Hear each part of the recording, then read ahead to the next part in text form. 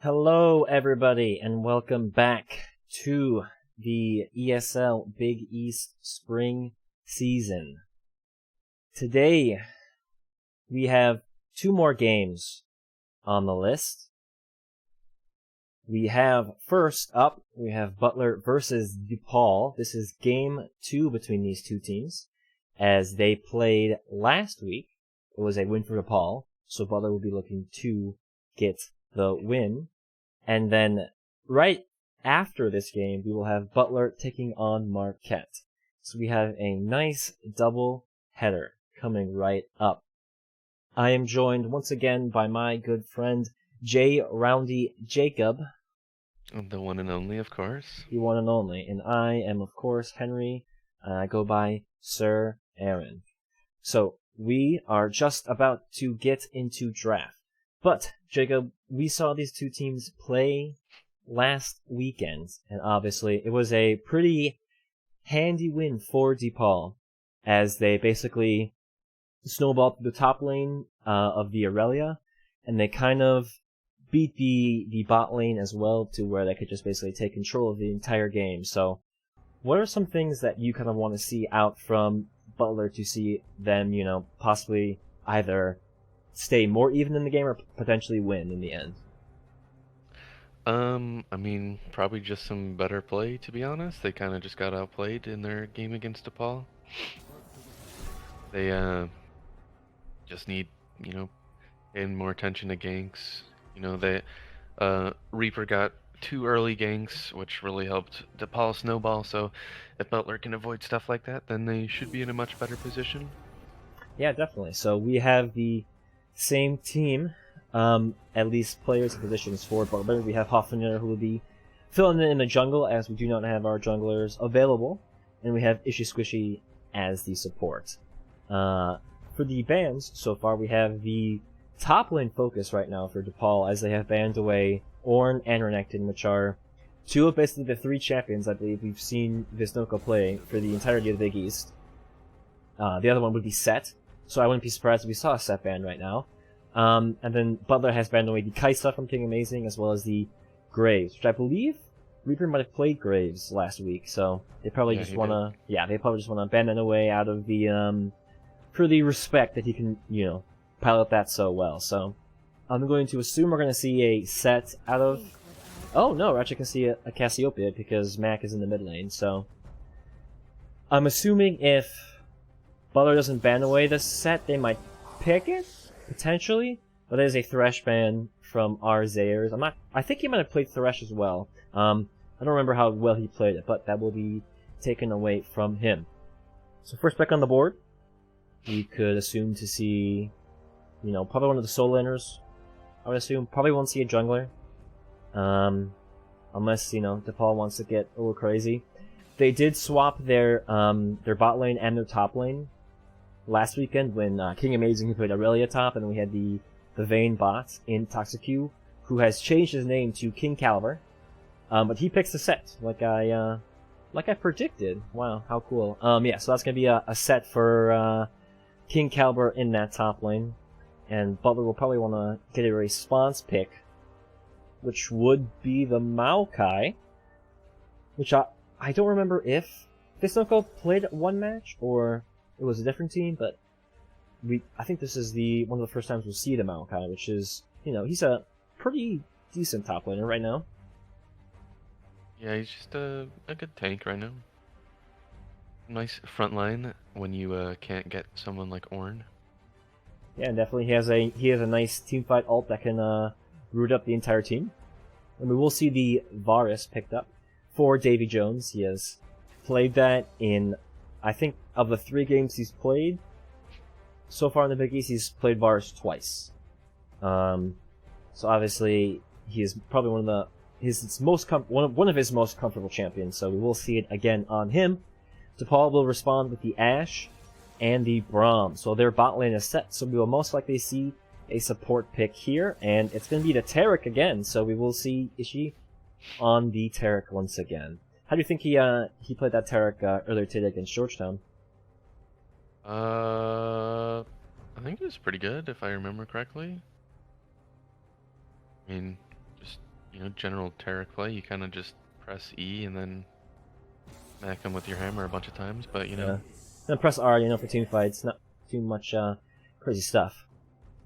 And obviously, we are now into the second round of bans. We see the Karthus taken away from DePaul. We have the Orianna taken away from Mac in that mid lane. And we will see the Echo again, which would, I believe, Kamsha has played Echo mid, but that could be, obviously Echo is a very strong jungler, so we will see that taken away, as we do see the Jarvan banned away from Hoffman. I'm not sure his champion pool, obviously, since he is a support main, but he obviously can play jungle better than Ishy Squishy can. So we could see another Jax game, if it's a comfortable pick for him. It's a strong scaling champ. You never know.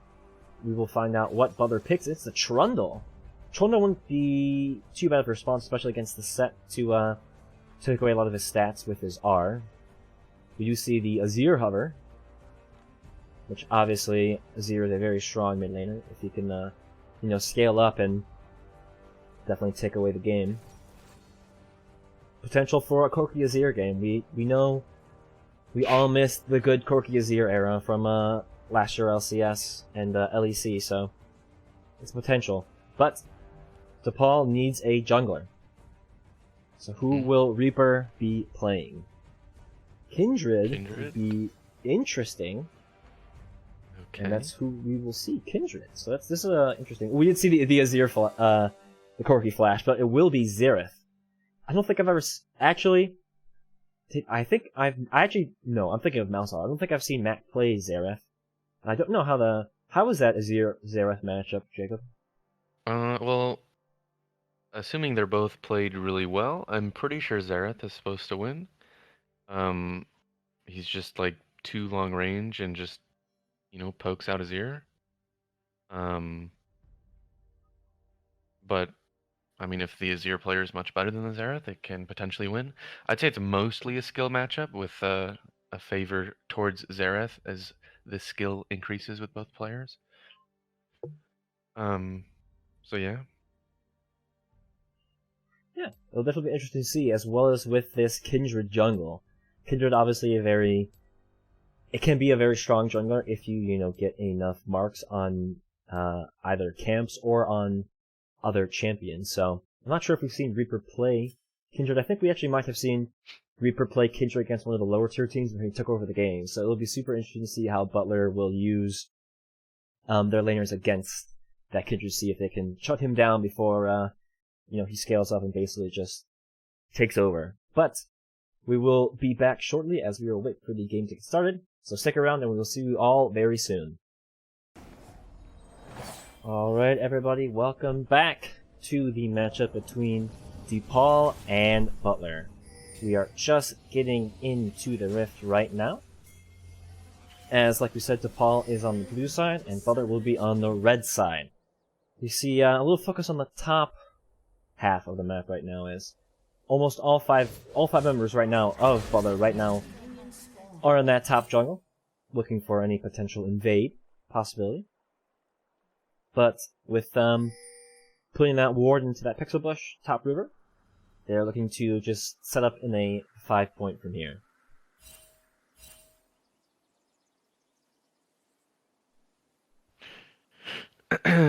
Yep. Just not really doing anything. Minions have spawned. Yeah, many of these biggies teams do not want to, get any early invades.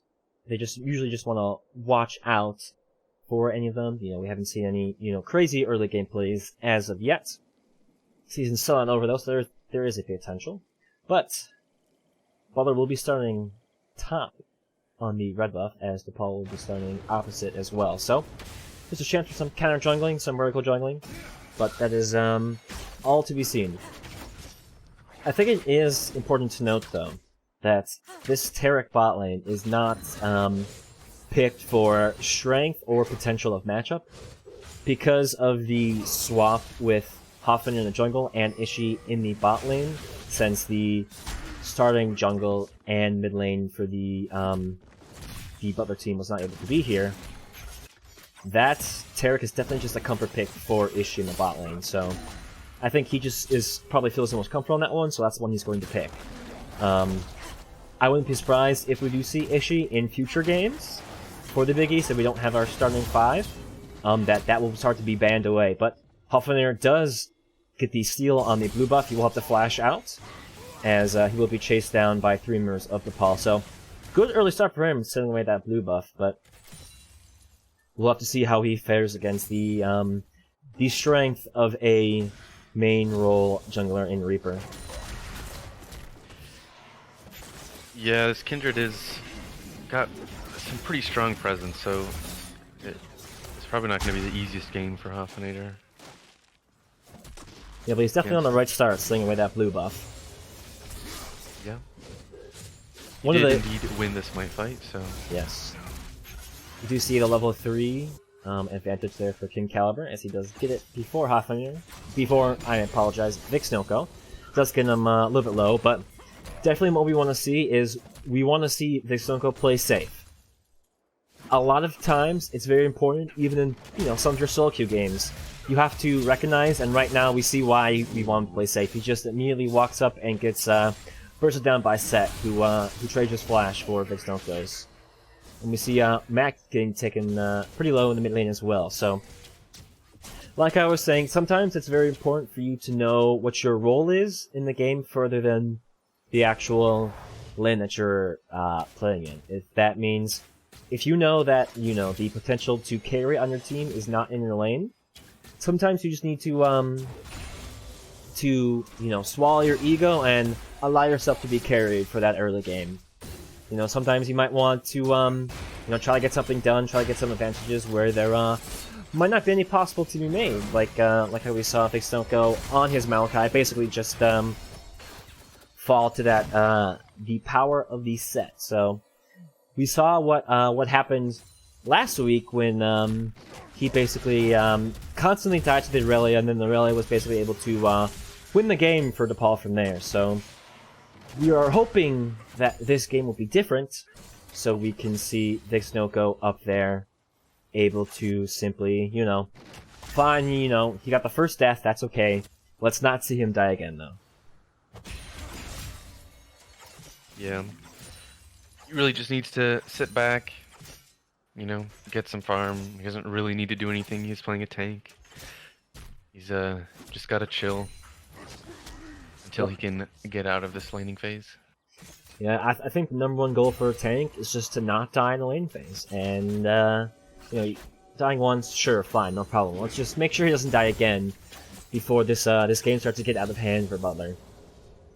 Yeah. Looking around the map, though, there is an even CS difference, basically, between the two mid laners. We do see a ping on Kindred to get her mark on the Grump, which she will most likely get, since Hoffner will not be able to get there in time before it is finished there. But Butler is very low in that bot side. Hoffner actually is here. He does actually get the smite on the Grump, so Reaper will not be able to get that first mark. Kamcha, though, is getting some poke there by Mac as he's trying to get him out of their jungle. So that is a nice, just I guess either jungle tracking or awareness for Hoffner to make sure that Kindred can't get that mark.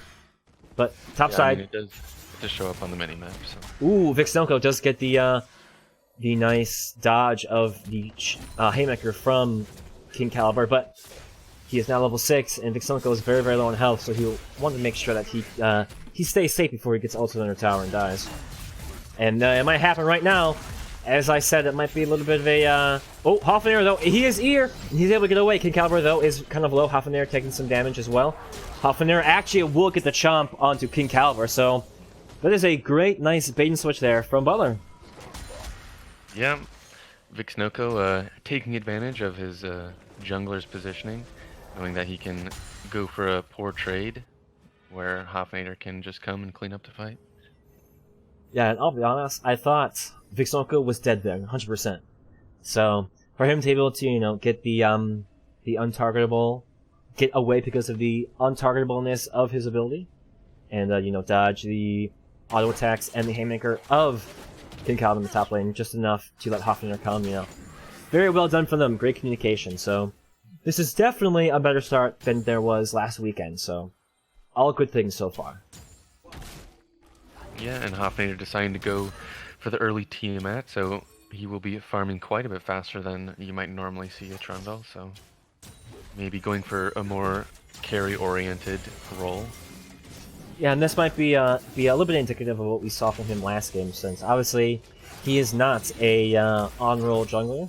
He is our support main for the team, so probably, wants to try to just farm in his lane and get, as much pressure and, items that he can for him to impact the game later, since he might not, be very well versed on jungle pathing and, the best way to impact lanes. As we see some more trades in the top lane, King Caliber just does not get the E, but he will get some damage on. But first dragon goes to Butler, as Mac will get ulted there by Kamsha, and he will be able to flash out and stun Kamsha to walk out. So great work from him there.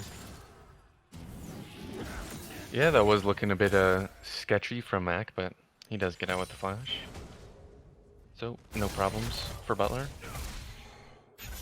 Yeah, and trading damage is the name of the game. Now that fixed. Oh, Mac actually in the mid lane will be taken down by Kamsha. Probably stayed up a little too far, as it's very easy for Nazir to just dive onto you with his sand soldiers. But like I was saying, once Vixnoka seemed to figure out that he can dodge the Haymaker of Set with his I'm not sure what ability that is on the Maokai, but the ability that lets him basically jump on top of his W, yeah, jump on top of a champion and be untargetable. As we see some bush play here by Butler. 3 members are in the bush. They do get the root on to King Amazing, who just gets blasted, and Ishii will pick up that kill, unfortunately, for the jungler and for Davy Jones, but that is a great kill nonetheless. Yep, Butler making some plays, doing a nice job, but they do have the Rift Herald going on their top tower. This probably will actually go down. Yeah, there'll be 1 plate left that they should be easily able to take down, so that is a 9-minute tower unless Vixnoka can do anything. He could have thrown down the ult, probably could have saved the tower, and quickly killed the minions, but he might just want to let that die so he can force a set to push into his lane and possibly, have Huffing Aroma for a gank. So that will be the first tower, just under 9 minutes and 30 seconds, as DePaul is about at a 1.5k gold lead, much less than they had last weekend, so these are all positive signs so far. Yeah, it is looking much better for Butler so far, but they are still a little bit behind because of losing a tower so early. Now, we do see a CS advantage for King Amazing in the bot lane.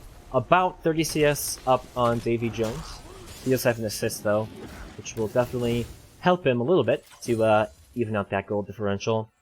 But there is Mac has a small, very, very small CS lead on Kamsha, but he did die to him, so that'll be all but negated. We do see the ult on the counter just to make sure that Hofnader can get out of there, as there will be some trades from King Caliber in the top lane, as Mac gets 3v1 right now by Reaper and Arzayers, and he will be taken down, as we do see the flash away there from Vixnoka.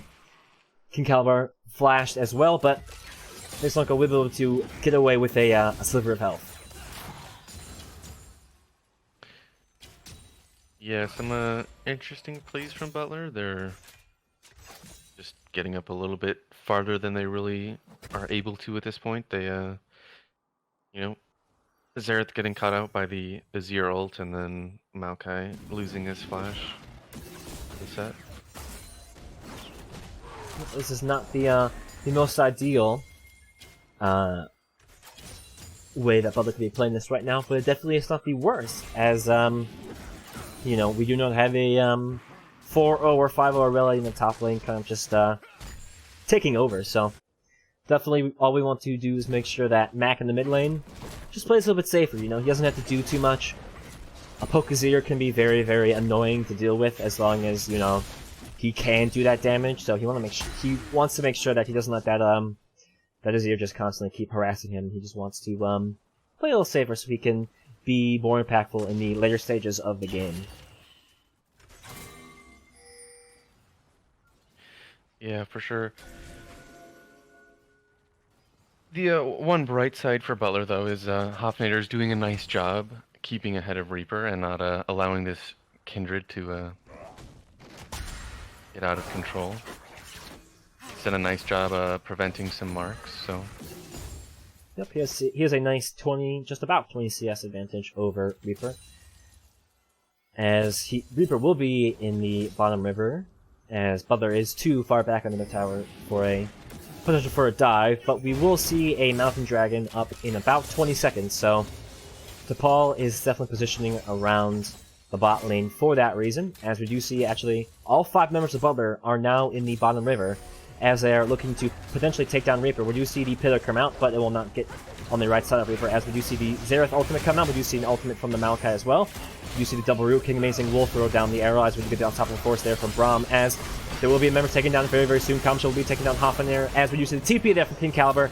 David Jones will get Reaper, as he does get a nice double kill onto the Braum, but Isha Squishy will be chased down by Kamcha, as he will have to flash over the wall to live. David Jones, though, will be ulted by the set, and at the same time as Azir.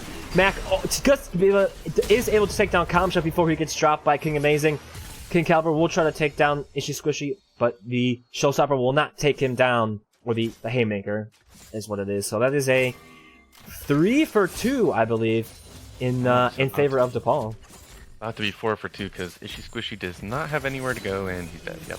Yep, there we go. So he did wait out the assist bonus on the set, so I guess there is some kind of benefit for him, you know, not just instant dying, but yeah. That is a 4 for 2 for DePaul. And looks like DePaul is just going straight for that Mountain Dragon as the Kindred has spawned back up. Yep. Looking like DePaul might be snowballing this game again, but they're not quite as ahead as they were in the first game, but they are eventually making their way up there. We do see Hoffener here and the other 3 members of Butler, you know, positioning around the river. Mac is looking like he's moving down with the bot lane of Butler, so there's potential for a steal, but Hoffener is just a little bit too late to get in there, so looks like Butler is just trying to disengage from all 5 members of DePaul. As we did see Vixnilko use his TP to get down there, as he did just roam for the last team fight, so definitely DePaul will be happy for that, since that is no longer a TP advantage on Butler, and they have the Mountain Drake. So we will see an Infernal Soul this game, which is definitely going to be something that Butler will want to grab with the kind of poke comp they have in the Xerath and Comet Varus. So this is definitely something they're not going to want to give up either for the high amounts of damage they could see from the Ashe and from the Azir. Plus from the Kindred if she can, you know, scale up and get onto those, you know, expensive items. Yeah, I was going to say it was going to be pretty difficult for Butler to play out the later stages, as they do basically only have 2 poke champs as their damage dealers, but if they do manage to get the... But did you see the double ult from the DePaul bot lane onto David Jones, and he will just instantly fall. The arrow right into the Braum on top of the force will easily take David Jones down. Does throw out the ult as an afterthought as he's dying, but Ishikoshi will just, you know, walk back down onto his tower and await his friend's re-arrival. Paul will be taking down that bot tower. That is 2 for them, as they have bot and top. We do see 2 members of Butler in the top lane, looking like they want to get a gank onto King Caliber, but the Kindred is here, so they definitely do not want to, you know, spend too much time here, as there's an easy turnaround capability now as Reaper is here. He is kind of low health. We do see the ult from Mac, though, as King Amazing gets another kill onto Davy Jones, as it just basically walks up to lane and dies. Squishy is almost able to get away, as the Braum does actually not finish him off. The Q from the Ashe will finish him. So there's a little bit of a interesting play there from the bot lane of Butler, but the top lane gank, they'll be able to just you know, walk away all problems away. Yeah, Butler's slowly just kind of losing some objectives, so it's not looking great so far for them, but... Yeah, that is the rough tail pickup there for DePaul. Most likely we'll be seeing that in the mid lane to get that tower get them to add even more pressure onto the map. But, I mean, we take a look at the state of the game right now. Ashe has 2 items. It's 17 minutes in the game. She is 6, 1, and 2 with a 700 gold bounty. So this Ashe is, very scary. If we take a look at her individual gold, she has a 3k gold advantage on Davy Jones. So 3,000 of the about 7,000 to 8,000 gold lead for DePaul is on that one champion. So that is definitely a problem for Butler, as Pisnoko tries to get some damage onto the sets. We just tank a tower shot, but we'll just walk away easily. Yeah, not much for Butler to do at this point. They've lost both bottom towers, tower mid, and a tower top, so they don't really have much pressure on the map. And they are quite significantly weaker than their counterparts on DePaul, so tough to think of what they really can do to get back into this game. And, David Jones has had some questionable deaths this game. He does have an item and a half, though. Looks like he's going to build lethality on Varus. But he definitely has a long way to go if he wants to get back into this game and be a present force for the later stages. But for now, we're probably looking to just take down as many towers as possible, as the ult from King Amazing, followed up by the Braum on top of the force, will take down Mac. We've seen this 2 times already, so hopefully Butler will be, not just staying there in the at the open for the combo of DePaul to come through again.